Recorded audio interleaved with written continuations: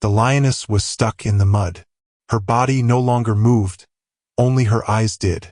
One of them was swollen shut, the other locked onto the people walking past. They didn't stop. She didn't roar. She didn't fight. She just stared, and from that single open eye, a tear rolled down her cheek and disappeared into the mud. Let me take you back to where it all began. My amazing friends and family, welcome back to Jenna's Velvet Tales. Before we continue, please take a moment to subscribe.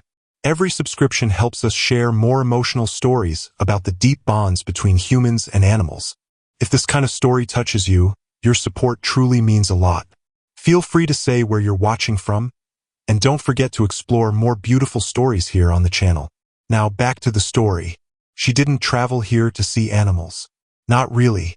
Clara Monroe came to Botswana to be invisible. She picked the farthest place from home that still had sunlight and silence. Somewhere no one would know her face or her name. Her son Caleb had been gone for 3 years. A sickness had taken him slow, and then all at once. The war hadn't taken him. Life had. It was worse in some ways. At least in war, there's someone to blame. Clara didn't cry anymore. She didn't talk about it. She just packed a single suitcase, left her house in Michigan, and booked a tour through a wildlife reserve. She didn't care what they said she'd see. She just wanted to walk far enough from the noise and maybe never walk back. That morning, the sun was already up when the tour truck pulled over near a marshy field. There were 7 other tourists in the group, most with big cameras. The guide, a younger man with short hair and sunglasses, stood by a tree, holding a walkie-talkie to his ear. Clara stayed back. She didn't ask questions, didn't make small talk. She just listened. Then something shifted in the man's voice. He'd been calm before, giving casual facts about plants and lions and where they might see something cool. But this time, his tone dropped. He said something short and sharp into the walkie-talkie. Clara caught only a few words. Stuck. North side. Left hind. Then he sighed. Probably done for. She turned and looked at him. The man met her eyes for a second, then looked away. No one else seemed to care. They kept talking and adjusting their camera straps. But Clara had already started walking. She didn't ask for permission. She didn't wait. She'd heard that voice before. That was the voice of someone giving up before even trying. The ground turned soft fast. Clara's boots began to sink, so she stopped, took them off, tied the laces together, and slung them over her shoulder. The mud felt warm under her feet, thick, pulled at her toes with each step. She didn't rush. She walked with care. The sound of the others faded behind her. Then she saw it. A small pool of water with no movement. No birds, no ripples. Just silence. First she thought it was a fallen tree or maybe a rock. But then it blinked. A golden eye. Tired. Heavy. Alive. The lioness was half submerged in the thick mud. Only her head and part of her back showed. The rest had been swallowed. Her ears twitched, slow and weak. Her face was covered in mud, but Clara could still see the tear line down her left cheek. The lioness didn't roar. She didn't move. She only looked at Clara. Clara stopped. She knelt. They stared at each other. One woman and one lioness, both carrying more pain than they could show. Clara spoke without thinking. Her voice was quiet, low. You're not done yet. Don't you dare be done. She reached for the small radio she'd taken from the truck before walking away. There's a lioness stuck near the old swamp clearing. She's still breathing. The guide's voice crackled back. Copy that. Leave her. She won't make it. Clara pressed the button again. I'm not leaving her. He answered faster this time. You go near that thing, you're risking your life. She could lunge. You'll both drown. Clara didn't reply. She turned the radio off and dropped it in her bag. She'd been told before not to go back. She'd been told some people couldn't be saved. And she had gone anyway. Every time. She stepped closer. The mud rose to her ankles, then her knees. The lioness flinched slightly but didn't growl. Clara whispered, I'm not here to hurt you. Just hold on. Her hands trembled a little. Not from fear but from something else. Something old. Familiar. Like she had stepped back into herself after years of being someone else. She pulled the rope from her pack and tied it around her waist. She found a rock with enough grip to wrap the other end around. She pressed her feet deeper into the mud and crouched beside the lioness. Every part of this was slow. Every move was careful. She didn't touch the lioness yet. She just dug. Hands in the mud, pulling, scooping, not thinking about the pain in her fingers. The lioness watched. She blinked, slowly, once, then again. Time passed. The sun rose higher. Sweat rolled down Clara's neck and soaked her shirt. Her legs were shaking, but she didn't stop. Then something changed.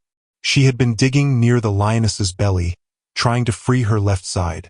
Her hand brushed something soft. At first, she thought it was more of the lioness's body. But it was different, smaller, warm. And then it moved. She froze. She reached again, slower this time. Her fingers wrapped around something tiny, covered in mud, but alive. It let out the smallest sound. A short breath, a soft gasp. A cub. There was a cub under the lioness. Half buried. Too small to survive long. Clara's throat tightened. Her voice cracked as she whispered, "You stayed here. You let yourself sink so it could breathe." She looked at the lioness again. The lioness blinked. Clara shook her head, eyes full now. She hadn't cried in years. Not at the hospital. Not at the funeral. Not even on the floor of her kitchen holding Caleb's old soccer ball. But this broke something open. Her voice came out hoarse. "You could have rolled. You could have gotten free. But you stayed." She pulled the cub gently closer, resting it on the lioness's chest. She didn't speak again for a while. Clara worked in silence, fighting the sun, the mud, her own body's limits. She freed the front leg, then the back. Every time she moved, the lioness shifted just slightly, making room, never too much, never risking the cub. She had tied the rope around the lioness's chest now. Took 3 tries. The first time, the knot slipped.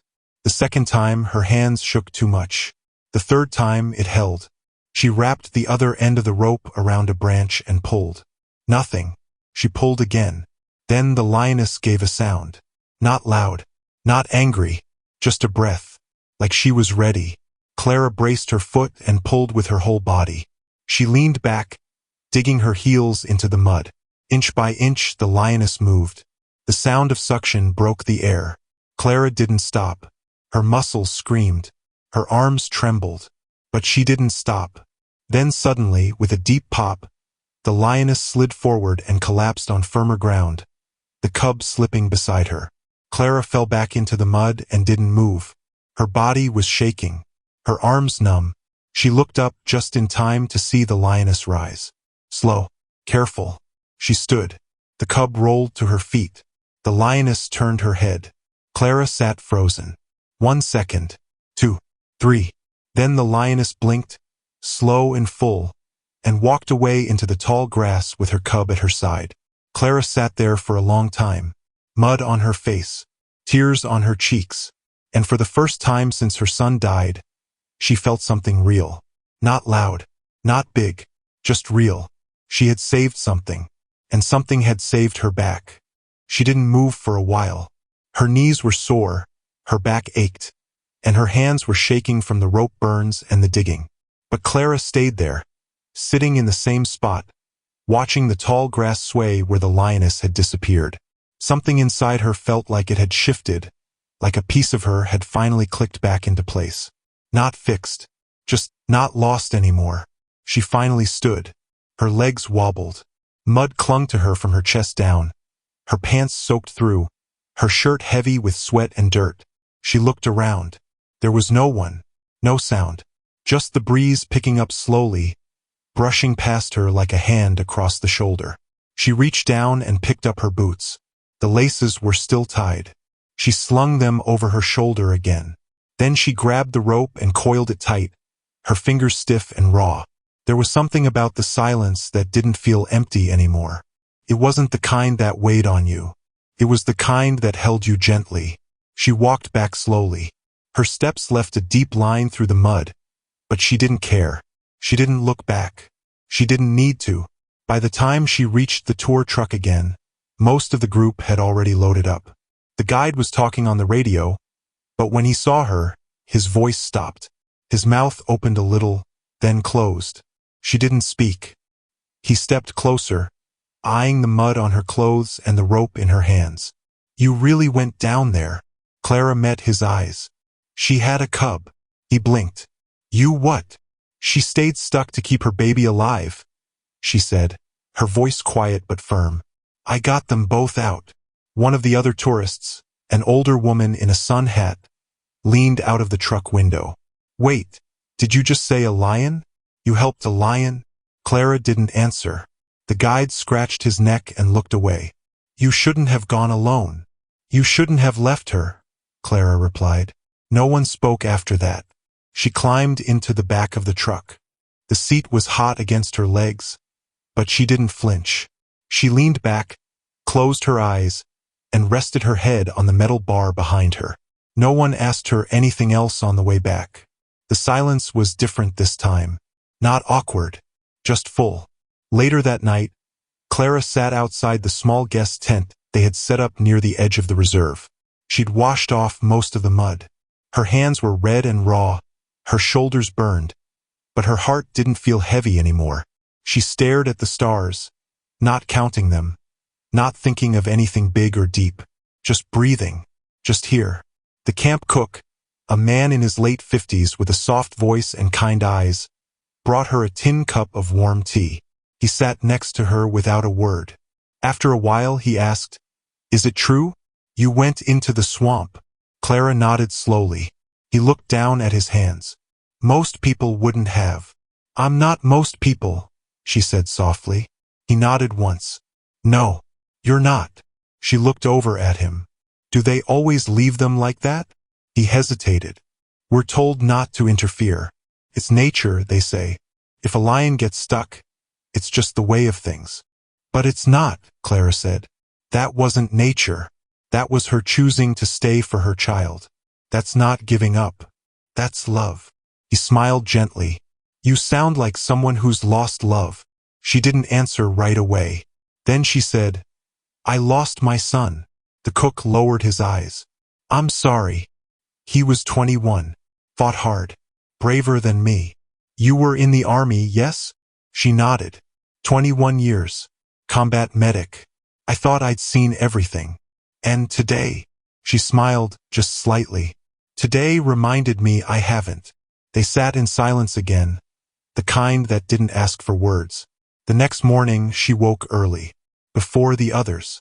She walked alone again, back toward the direction of the swamp, her boots dry now but stiff. The sun was just rising. The sky had a soft orange hue. She wasn't expecting to see anything. She just wanted to walk. When she reached the field near the edge of the mud, something caught her eye. Tracks, fresh ones. A lion's. And next to it, smaller ones. She didn't follow them. Instead, she knelt where she had stood the day before and ran her hand over the dried mud. It cracked slightly under her touch. Then she heard something. A sound not loud, not close. A breath. She stood slowly.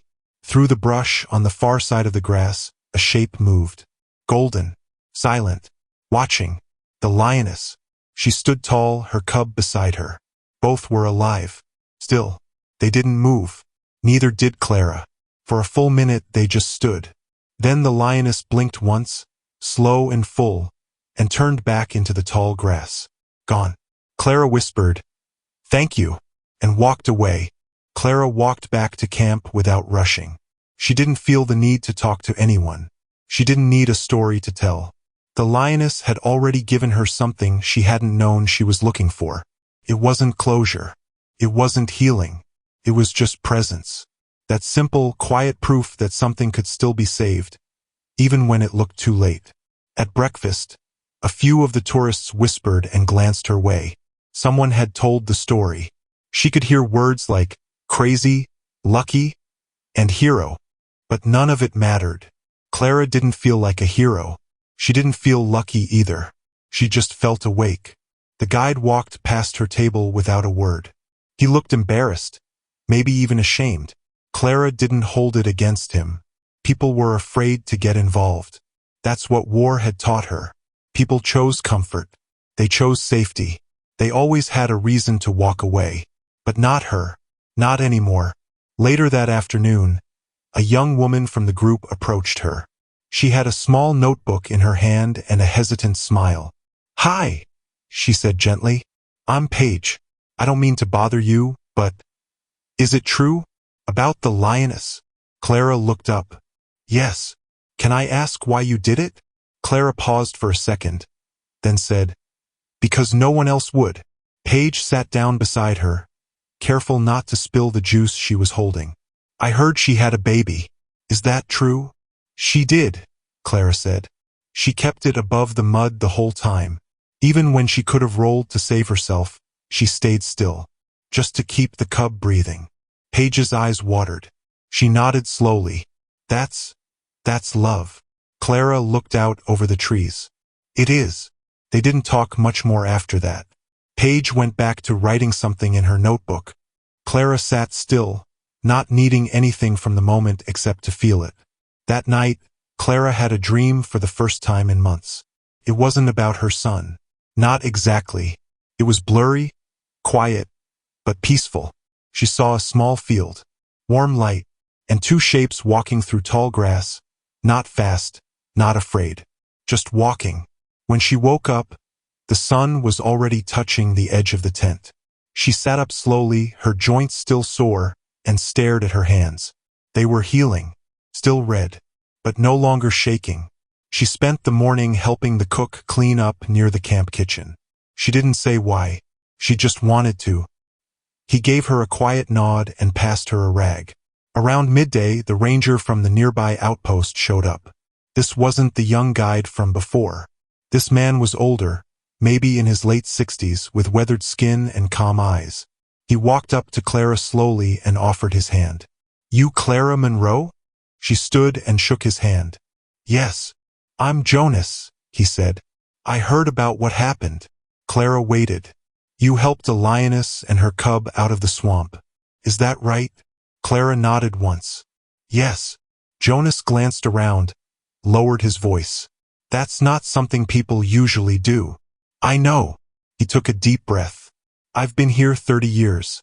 I've seen things. Lions leaving each other behind.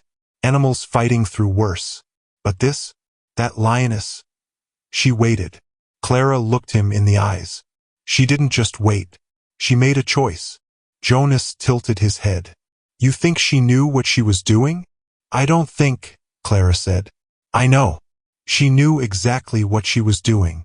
He was quiet for a moment, then said, "I want to take you somewhere." Clara followed him without asking where.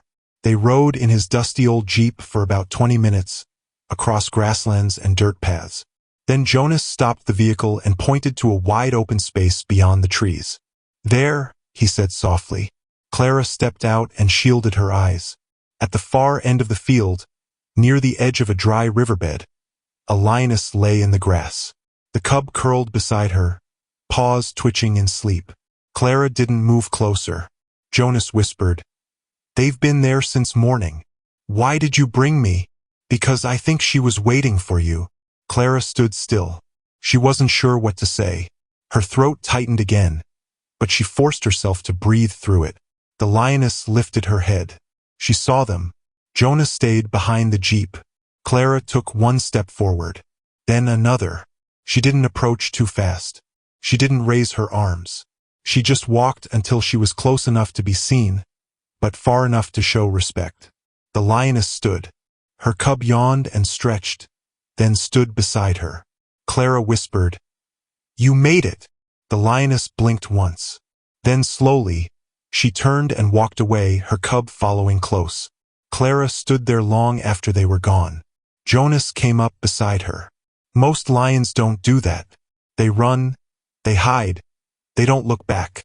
Clara smiled faintly. "She looked back yesterday too." Jonas raised his eyebrows. "Then she remembers." Clara nodded. "So do I." They rode back without talking. There was nothing more to say. Back at camp, Paige gave Clara a folded piece of paper. "I wrote something," she said, "just for you." Clara opened it later that night. It was a poem. Short. Simple. Some wounds are silent. Some mothers don't speak. But love holds on, even when the world walks away. Clara folded the note and placed it in her bag. She wouldn't forget, and neither would the lioness. She stayed one more day at the camp. Not because she needed to, not because anyone asked her to, just because something inside her told her not to leave yet. She helped with simple things, washing up dishes, folding blankets, handing out water bottles when new tourists arrived. No one really knew what to say to her anymore. Some smiled politely. Others looked at her like she was something they couldn't explain. A few avoided her altogether. That was fine. Clara wasn't here to be known. She was here to remember how to feel again. Late that afternoon, she went back to the riverbed with Jonas. He didn't say much as they drove. He was a man who understood silence. She respected that. When they reached the open field again, the lioness was gone. No tracks. No sign of her or the cub. Felt final but not sad. Jonas didn't ask if she was disappointed. Instead, he handed her a small notebook. "For your thoughts," he said. She held it, flipping the blank pages with her thumb. "Thanks," Jonas said. "I know people come here to see things they can't see at home. But you saw something most people would miss even if it was right in front of them." Clara looked at him. "What's that?" "Pain," he said, "and the choice not to run from it." She looked down at the notebook. "I've been running from mine for 3 years. Jonas nodded. "Not anymore." That night, after dinner, she sat near the edge of the firelight and opened the notebook. She didn't write much, just a few lines. She stayed in the mud because love doesn't run. I stayed in the mud because grief doesn't let go. But somehow we walked out together. She closed the notebook and tucked it in her bag next to the poem from Paige. The next morning, Clara packed her things. The tour was over. Most people were headed home, back to cities, offices, busy lives. Clara stood at the edge of the dirt airstrip with her small bag over one shoulder. The plane would take her to the capital, then another would carry her back to the U.S. She didn't know what she'd do when she got there, but for the first time she didn't feel numb about it. Jonas showed up just before the plane arrived. He handed her a small wooden carving, a lioness and her cub, simple, hand-carved, worn on the edges. "She won't forget you," he said. Clara took the carving gently, tracing the shape with her thumb. "Neither will I." The plane's engine hummed in the distance. Paige hugged her goodbye. "I'm going to write about you." "Don't make me sound brave," Clara said softly. Paige smiled. "You didn't sound brave. You sounded real." "That's better." Clara smiled back. She climbed the steps of the small plane and sat near the window. As they lifted off, she looked down at the place that had given her back a piece of herself. And somewhere down there, in tall grass and warm silence, a lioness walked with her cub, still alive, still watching, still remembered. Clara sat by the window the entire flight back. She didn't sleep. She didn't talk to the flight attendant, who offered her water and snacks with polite smiles. She just held the small wooden carving of the lioness and her cub, running her thumb across it over and over, slow, like she was tracing something she didn't want to forget. The plane hummed quietly. Outside, clouds drifted by in soft layers, but Clara barely saw them. Her mind was still in the mud. When she landed in Michigan, the air felt different, colder. Not just the temperature, but something deeper. The kind of cold that settles in a house that hasn't been opened in a while. She took a taxi home, said almost nothing to the driver, and stared out the window the entire ride. The streets looked the same. Her porch still had the same worn welcome mat.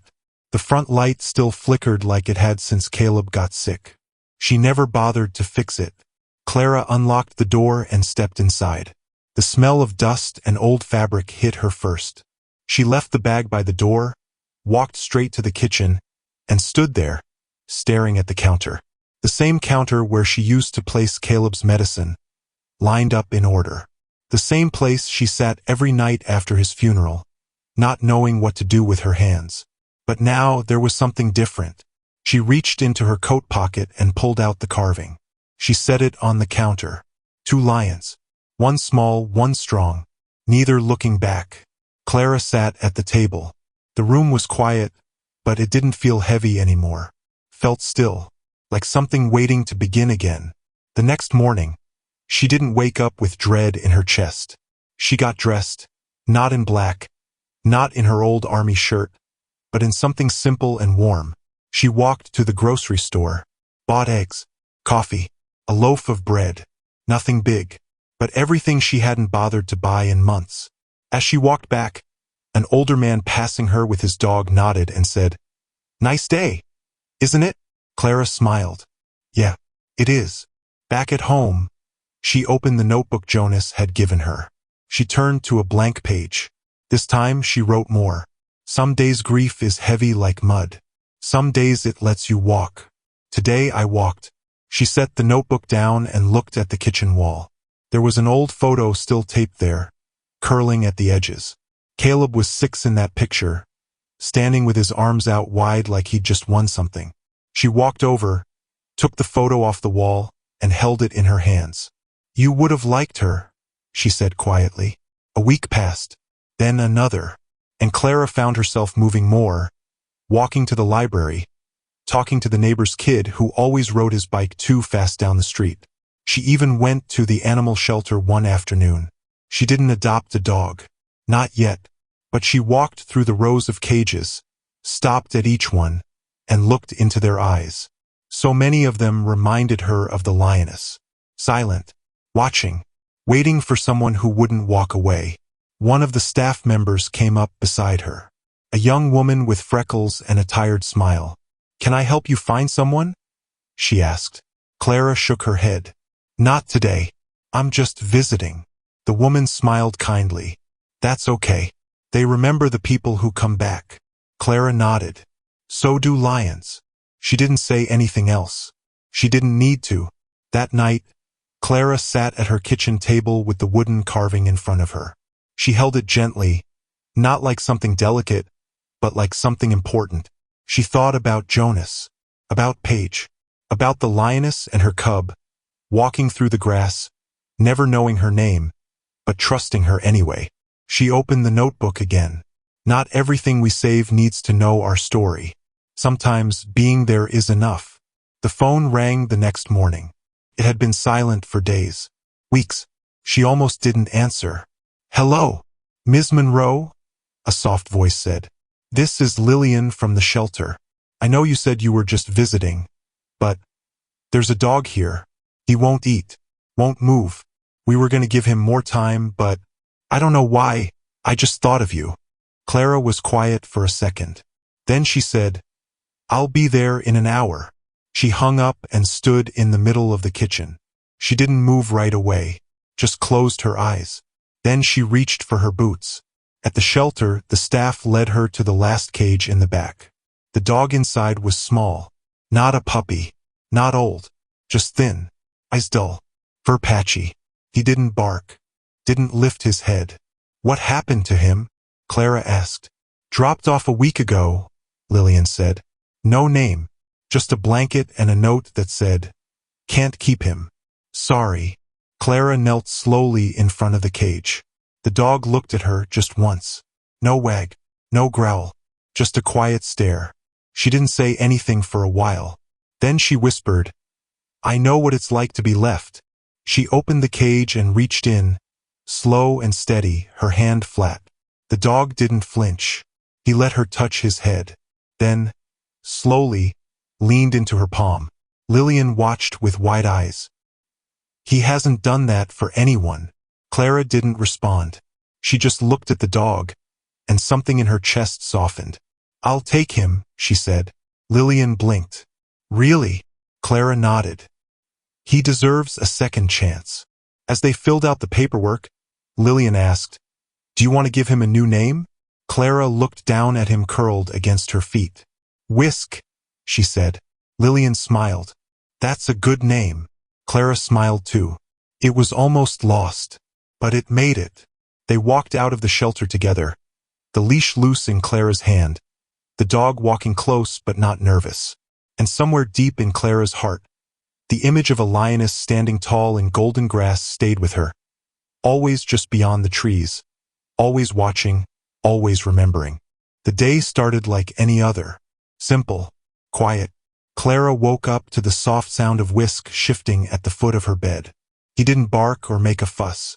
He just lifted his head slowly and looked at her, eyes still cloudy but no longer empty. He had come a long way since that first day at the shelter. His ribs didn't show as much now. He walked with more strength. But most of all, he had started to trust her. One small piece at a time. Clara swung her legs over the side of the bed and sat there for a moment. The morning light slipped through the blinds, drawing lines across the floor. She placed her feet flat on the ground, reached down and rubbed the side of Whisk's neck. He leaned into her touch without fear, without hesitation. "I guess we're still here," she said gently. Whisk gave a soft breath through his nose and rested his head back down. Clara stood and made coffee. The same routine every morning now. 2 slices of toast, a boiled egg, one for her, one for him. No rush, no noise, just a slow return to something like life. She had started walking with him twice a day. The neighbors had taken notice. Some waved, some stopped to say hello. One woman down the street even left a small box of dog biscuits on her porch with a sticky note. "He's lucky to have you." Clara smiled when she read it.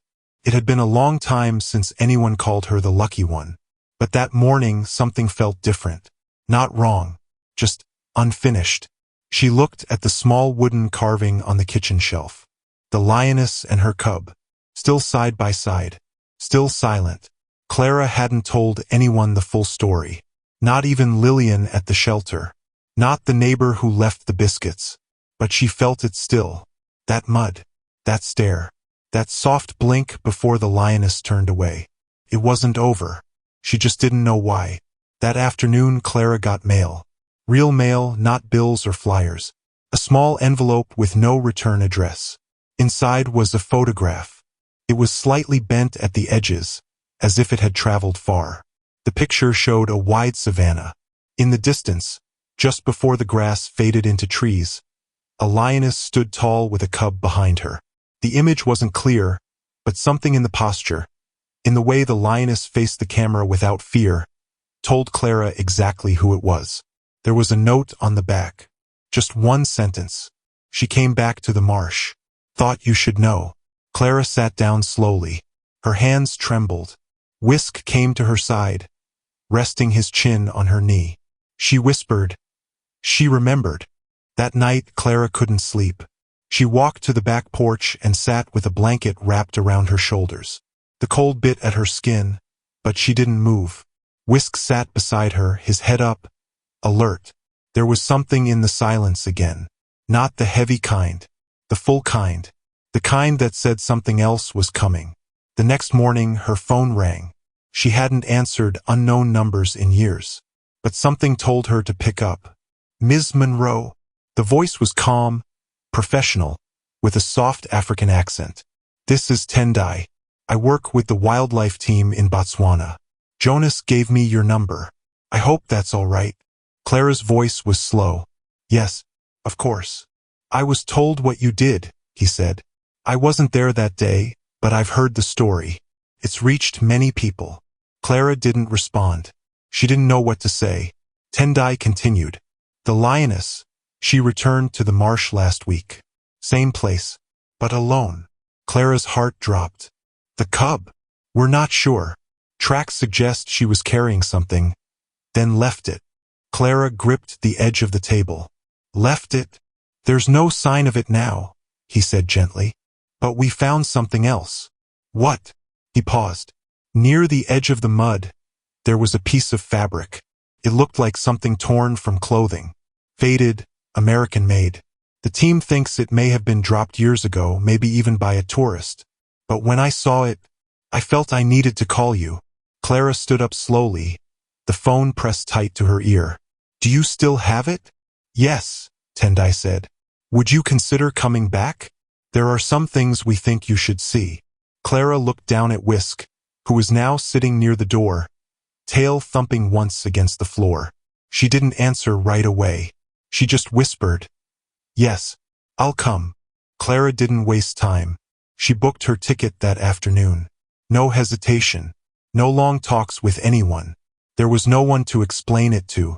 She left a short note for the neighbor with the dog biscuits, just in case. Gone for a few days. Whisk's coming too. The woman would know what to do. She packed light again. The same old travel bag. The same worn boots. But this time, she added something new. A small picture of Caleb, tucked between pages in the notebook Jonas had given her. She hadn't traveled with a photo of him before. She hadn't felt strong enough. Now she wanted him with her. Whisk sat quietly in the seat beside her on the flight. He didn't squirm. He didn't whine. He watched the clouds through the small window, like he understood something was happening. Clara rested her hand on his back, keeping contact the entire time. Her grip was steady. The moment she stepped off the plane in Botswana, the air hit her different than before. It wasn't just the heat.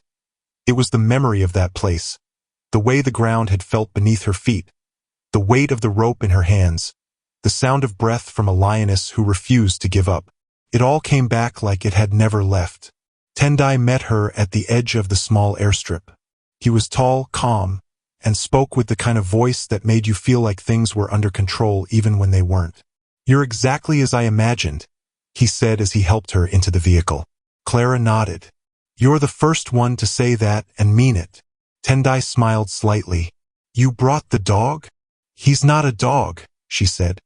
"He's family." Whisk sat in the back seat, alert but quiet. He didn't bark when the engine started. He didn't move when they hit bumps. His eyes stayed fixed on Clara the entire time. The drive took hours. Dirt roads, open fields, distant hills that faded into heat waves. Clara didn't ask where they were going. She already knew. Her heart beat slow but heavy. When they arrived at the old marsh, it looked both exactly the same and completely different. The mud was dry this time, cracked in wide lines. No lioness, no sound, just stillness. Tendai walked her to the edge. He crouched and pointed. "There," he said. Clara knelt. In the dry earth, half buried under leaves, was a torn strip of tan fabric. It was dirty, sun-bleached, but something about it stopped her breath. She picked it up slowly, brushing away the dirt. Her fingers traced the corner, where a tiny loop of thread stuck out. She'd seen that loop before. She swallowed hard. "This was from my shirt. The one I wore when I went into the mud." Tendai looked at her. "Are you sure?" She nodded. "I tore it when I tied the rope." They were quiet for a while. Clara stood and walked a few steps toward the middle of the dried swamp. Her boots cracked through the surface, each step soft but certain. "She came back here," she said, "after I left. She stood in the same spot," Tendai added. "Exactly where you dug." Clara looked down. The ground beneath her feet still held the faint shape of her old footprints. Not clear, but there. A whisper. "Why do you think she came back?" Tendai asked. Clara didn't answer right away. She closed her eyes. "She remembered," she finally said. "Maybe not me, but the feeling, the moment, what it meant." Tendai looked out across the field. Lions don't usually return to danger, but she did. And she waited. Clara turned to him. "Waited for what?" Tendai paused. "Maybe not what. Who?" That night, Clara stayed at a ranger cabin not far from the marsh. Whisk curled beside her bed. She left the window open, listening to the wind, the insects, the distant calls from animals she couldn't see. She didn't sleep much. At dawn, she walked back to the field. She stood there, hands in her pockets, not expecting anything. Then she heard it. A low sound. Not close. Not far. She turned. From the edge of the trees, the lioness stepped forward. Older now, thinner, but still strong. Her eyes locked onto Clara's. Whisk stood beside her, tail still, ears forward. The lioness didn't roar. She just walked, slow and steady, toward the same spot in the dry earth where her cub had once been buried in mud and where Clara had stood, pulling, shaking, crying. She stopped. Clara stepped forward once. They stood across from each other, close but not touching. The lioness blinked. Clara whispered, "You came back to remember." She reached into her pocket and pulled out something small. A folded piece of the same shirt fabric, the other piece of what had torn off. She crouched and placed it on the ground between them. The lioness looked at it, then back at her. One slow breath. Then she turned and walked away. Not rushed, not afraid, just done. Clara didn't move.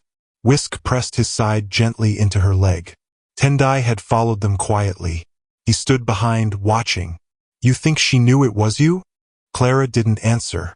She just said, "I knew it was her." Tendai stepped forward and placed a hand on her shoulder. "She left something behind."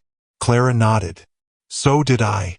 They stood in silence as the lioness disappeared into the trees, the last rays of sunrise wrapping around her like a warm promise. Clara stayed in Botswana for 2 more days. She hadn't planned to, but when the lioness walked away that morning, it didn't feel like the end. Not yet. It felt like something was unfinished, like there was still something left out there waiting for her to see it. Not a big moment, not a dramatic ending, just something quiet, important, real. She spent the first day walking the edges of the marsh, retracing the steps from that day a year ago. The cracked mud was dry now, but she could still feel the weight of it pulling at her memory. Every step reminded her of the rope in her hands, the sound of her own breath, the lioness's silent stare. Whisk walked beside her without needing a leash. He didn't wander far. He seemed to understand the place, too. Tendai joined her in the evening. He didn't say much. He handed her a bottle of water and sat beside her on a flat stone, both of them watching the horizon. "You know," he said quietly, "there's a story the older guides tell here. It's not written down. They say some lions return to the same place again and again. Not to hunt, not for food, just to remember." Clara looked over at him. "Remember what?" Tendai shrugged. "A moment, a loss, a decision." She nodded slowly. "Sounds like people." He gave a small smile. "Sometimes, lions are better at it." They sat there as the sun dipped below the trees. The sky turned orange, then gold, then that deep purple that only comes right before dark. Whisk laid at Clara's feet, his ears twitching now and then, but his body relaxed. That night, she dreamed of her son. She hadn't dreamed of him in a long time. In the dream, he was standing in the marsh. Not as a child, not as the pale, tired version of himself from the hospital, but strong, bright-eyed, alive. He didn't say anything. He just looked at her and smiled. Then he turned, and a lioness walked up beside him. They both looked back once, then walked into the tall grass and vanished. She woke with tears already on her face. The next morning, Tendai met her early. He had something in his hand. "We found this just now," he said. "Near the same place you laid that fabric down." Clara took it. It was a smooth stone, nothing special, but carved into one side, clearly not natural, was a shallow marking. A simple shape, a paw. Underneath it, another shape, a handprint, crude, worn, but unmistakable. Clara stared at it. "Who carved this?" Tendai shook his head. "We don't know. Could have been years ago, could have been recent. But it wasn't there 2 days ago." Clara ran her thumb over the markings. Whisk stepped beside her and rested his head against her hip. She looked out toward the trees. "She came back," Clara whispered. "Not to remember, to leave something." Later that day, she stood in the middle of the dry marsh one last time. The sun was high, the sky cloudless. Whisk stood behind her, tail still. She knelt and dug a shallow hole with her hands. She placed the stone inside. Beside it, she added the folded paper with Paige's poem, the scrap of her old shirt, and one small photo of Caleb, the same one she'd carried in her notebook. Then she covered it all gently and stood. Tendai watched from a distance. Clara turned, looked down at Whisk. "We're done here." As they drove back, she didn't look behind. She didn't need to. That night, her flight left just after sunset. Before she boarded, Tendai handed her a small envelope. "From Jonas," he said. "He wanted you to have it." She opened it on the plane. Inside was a single piece of paper. On it, in Jonas's shaky handwriting, were 6 words. Some memories don't ask permission to stay. Clara smiled, folded the paper, tucked it in her coat pocket. She looked down at Whisk, who was already dozing at her feet. Then she leaned back in her seat, eyes closed. And for the first time since the mud, since the rope, since the stare between her and that lioness, Clara felt not just peace, but purpose. Because some things you rescue, and some things rescue you. Thank you to my amazing family for staying with me until the end of this story. Your support means the world to me. If you enjoyed this journey, I just know you'll love what comes next. I've prepared something even more exciting and surprising that I can't wait to share with you. Just click on the end card appearing on your screen right now to watch the next one.